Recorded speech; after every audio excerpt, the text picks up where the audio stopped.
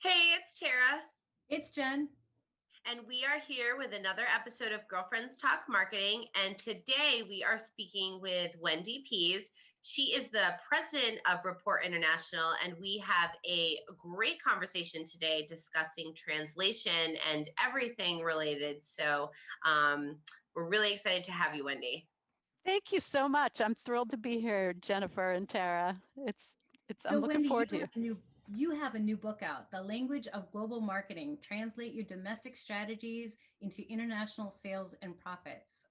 I'm so excited that you have this book out, and I'm eager to hear about what motivated you to write this. The lack of exporters in the United States is what motivated me to write it. Less than 1% of US companies in the US export, and 98% of those are small and mid-sized businesses. And those that do export have higher revenues, higher profits, they're more stable, they're more valuable companies, and they defend their domestic market more. So as I've been doing translation for 17 years, I keep watching this and saying there's free money. You can get grants for translation. There's free advisors, free supports from the state and federal government, and people don't know where to start. So I think it all starts with marketing. So I wrote a book about global marketing, and in there I talk about language and culture issues and process and strategies. So people have a roadmap of how to do it. Perfect. And that parlays into the next question that we have, which is what are those blind spots that marketers typically have around language? I feel like touched upon it as you answered it in the book, but can you share with us some of those mistakes, that we commonly make and things that we just don't know that we should know when it comes to language translation? So you see all those mistakes out there of companies that had a problem. I mean, there's one that I love just in English because everybody gets it, is Electrolux, the vacuum cleaner, is from the UK. And when they decided to launch in the US, they used their tagline from there. And their tagline was Electrolux, it sucks. It sucks doesn't have the same Oh connotation no. Yeah. it does Oh in the my United goodness. States. So coming over here, I don't think that's what they really mean to say. And so that's in English to English. So if you talk about going to other languages, there are all sorts of words that don't have an exact meaning. So as much as we'd love to say that technology is going to come in and help us communicate, it's not. You still need somebody that's a trained translator to actually do your written materials or interpreter to do your spoken materials. So I think the biggest mistake is thinking that English is the global language.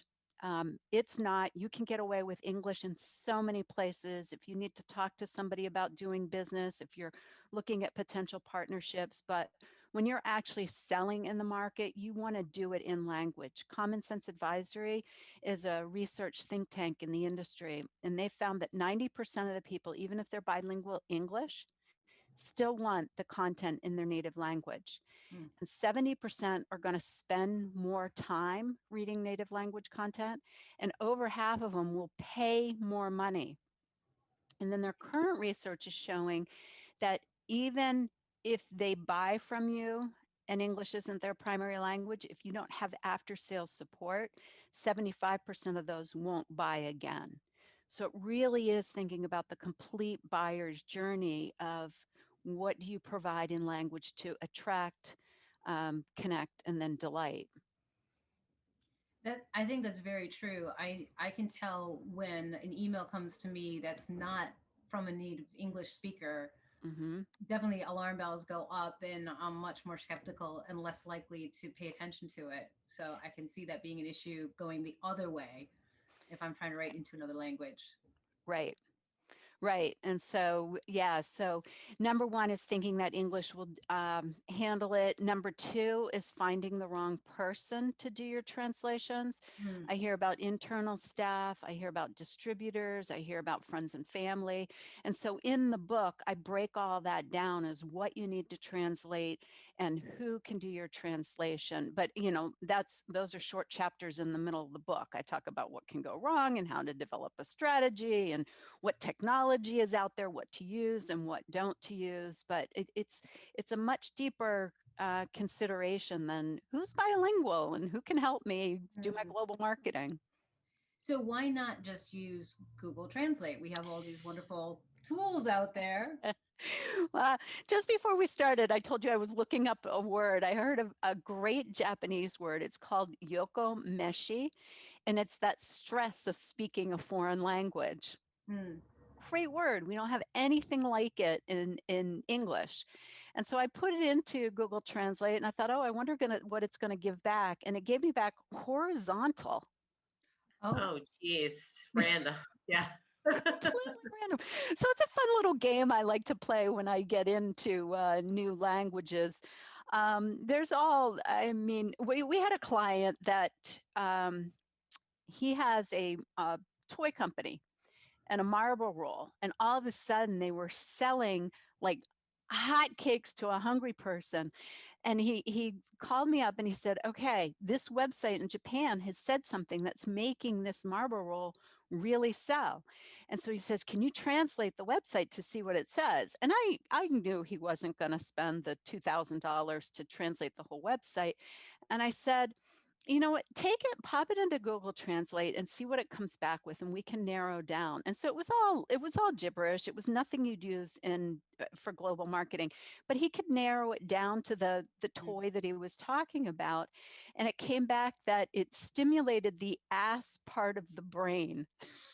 Oh, geez. Oh.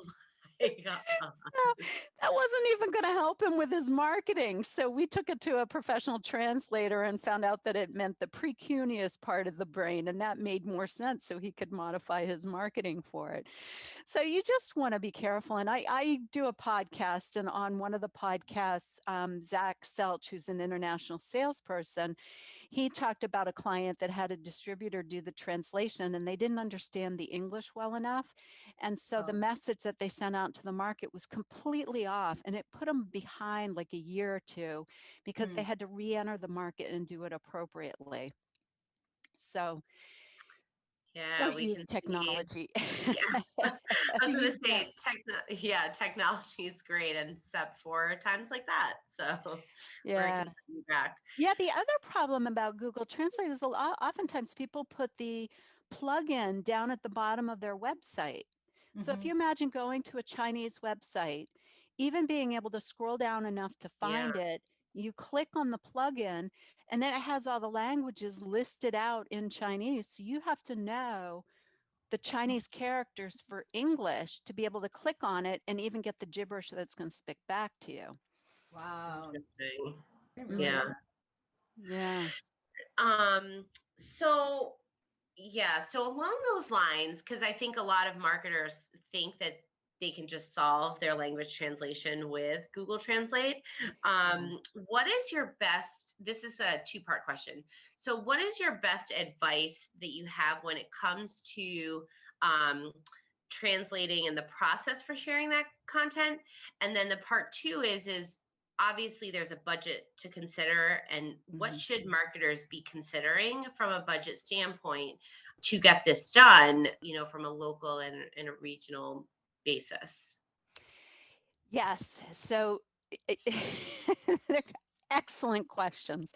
So what I like to talk about is setting a strategy. Your multilingual marketing strategy should support your marketing strategy, which support your corporate strategy. Okay, so when you establish your corporate strategy of we're going to go into this market, you should have a well thought out plan as to why. Sometimes it's just because the owner wants to travel there. Right. So that's the reason they're going to enter the market. If that's your strategy, that's fine. That will, define what languages you need. Because what that does is it avoids somebody coming in saying, oh, I need Chinese, I need Japanese, I need German, and you're trying to figure out how to budget, how to plan for it, and do all this. So just with any marketing that you have a strategy, then your tactics can support that. Mm. Then you want to think about the process that you're going to go through. So it's good if you're just starting out to start with one language, develop a process, see what technology you need to leverage, because it depends on what website your site is built in. It depends on what social media you're using. So once you figure that process out and get the quality that you need for what you're doing, and I talk about all the different levels for quality and what you need, then you can figure out what you want to translate. So oftentimes I'll have people come to me and they'll say, well, I want to translate my website because we're going into Spain. And their website is full of blogs and press releases and all this good, yummy material, but doing it is very expensive. So what I say is, okay, let's look at the big question, the about us, how to contact us, the products or services you offer, and then the big 5 questions. I mean, I love Marcus Sheridan's book, They Ask, You Answer, because it tells you the 5 questions you need to ask. So you can do a microsite or a landing page in language, and then you can just translate that. And it's a lot more affordable. You can do it accurately, and then you can gauge where the people are coming into, how much time they're spending there, and look at your metrics to drive what you're going to do in the future. And plus, you know that with websites, you've got to continually be adding more material in. So as you have high performing English blogs, you can translate those and continually add it to your microsite or connect it off to your landing page. Then, a landing page, a short landing page in a European language is minimum charge of $95. You start going up from there. It depends on the complexity and the length of the content, and if your graphics have embedded text or not. And so, but Right. there's affordable ways to get into it. Excellent. And we're assuming your team does kind of all of those different options. If they work with a company like yours, you'd be able to recommend a place for people to start and kind of how, help them identify like the biggest pieces of content that people should start with. And then, so it's like the needs to have versus the nicest to have type of strategy. Exactly. We do a lot of consulting with free advising with companies. Is okay, you're ready to start. Here's how you want to think about it. And then we'll connect them to the state contacts where they can get the STEP grants, so they can actually use the grants to redo their website and redo and translate their content. So Wow. we love helping people That's do this. invaluable. Yeah, like yeah, that's invaluable if you steer them in the direction of getting grant money to help offset the costs for that. So that's amazing. Right. Yes. And they have money available. I was just talking to somebody who says the deadline for using it is in September, and there's still money available. So if any listeners are interested in learning more, certainly reach out to me and I can put you in touch with your local state representative for the grants. That's Yeah, really that's amazing. interesting. Yeah. Get people thinking too in terms of international and options. I think that we get so focused on our world, our world is in the immediate experiences that we have. We don't think about that as much. Right. So how much And even if you don't think outside the borders of the United States, the US has the second largest Spanish speaking population in the world. Mexico is number 1, and the US is number 2. So you're talking ahead of Spain and Venezuela and Chile and Argentina, like all those other Wow. countries. Yeah. So right Yeah. here in Wow. the US. And go to Spanish TV and watch it sometime and look at the advertisements. They're the companies that are smart and are waking up to this market, because Spanish speakers are keeping their language, whether they're first generation or whether they're generations afterwards, because that's the thing to do, which I love now, is you come into the US, but you keep your culture. You become American, but you keep your culture too. Mm-hmm. I was actually just going to ask about that. That's that local idea. If I'm not going to sell international, but I am going to sell, even in this area, what language things might I want to think about, and how would I approach that to incorporate that into my marketing?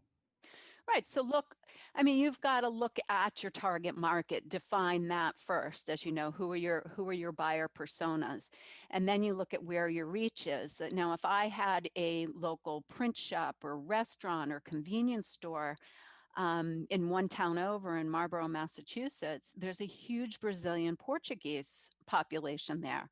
So that's something I'd hang a Portuguese sign up in the window saying, Portuguese speakers welcome here, or a Brazilian flag or something like that. And then, you can translate your menu, or you can use telephone interpreting. You pay per minute. There's no monthly charges, or hire somebody from the community to help facilitate conversations. So if you're a local business, look around what's close to you.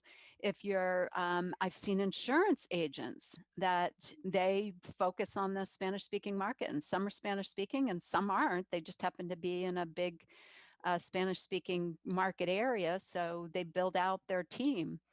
I heard Mark Cuban speak on a webinar, and he was saying that he used to hire, a certain kind of guy to sell tickets for his sports team.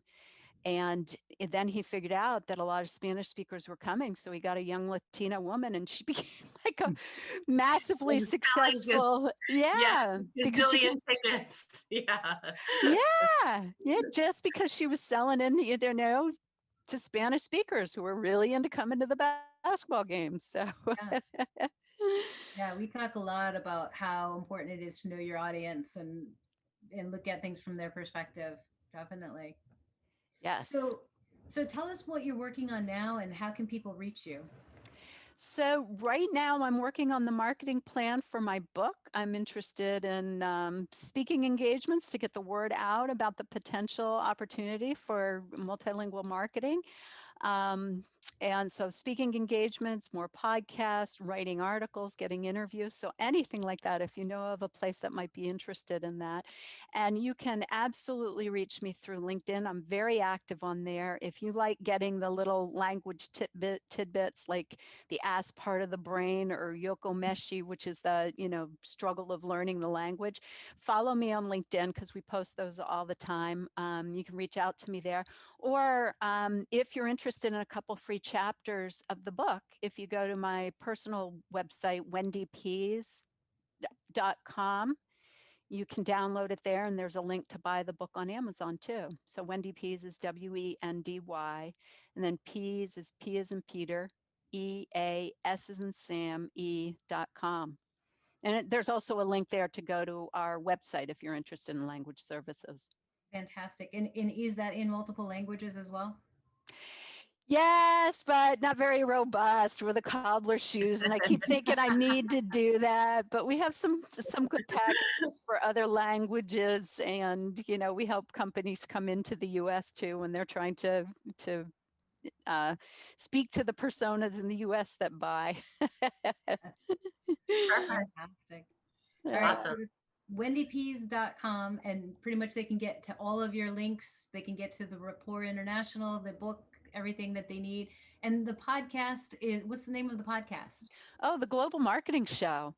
And it's fascinating because I interview people who have done all sorts of global marketing. The latest one that I haven't launched yet is about a farmer who, as a business owner who works with vanilla farmers, and he brings the vanilla and sells it in like Whole Foods and specialty stores because it's all natural vanilla. So he's really helping out the farmers from around the world. So that'll launch in a couple of weeks. But there's all sorts of crazy good people on there talking about their experiences. Oh, excellent. I'm looking forward to hearing more. Awesome. Well, thank you so much for joining us and sharing your expertise in this area. I mean, language and translation in general, as cultures mix, is only going to get more prominent, and something that business owners and marketers will just continue to embrace and expand upon. So thank you so much. And we really appreciate you joining today. Thank you so much. It was great to talk to you, and I appreciate you having me on. Yes. You guys, anytime. Thanks. Bye.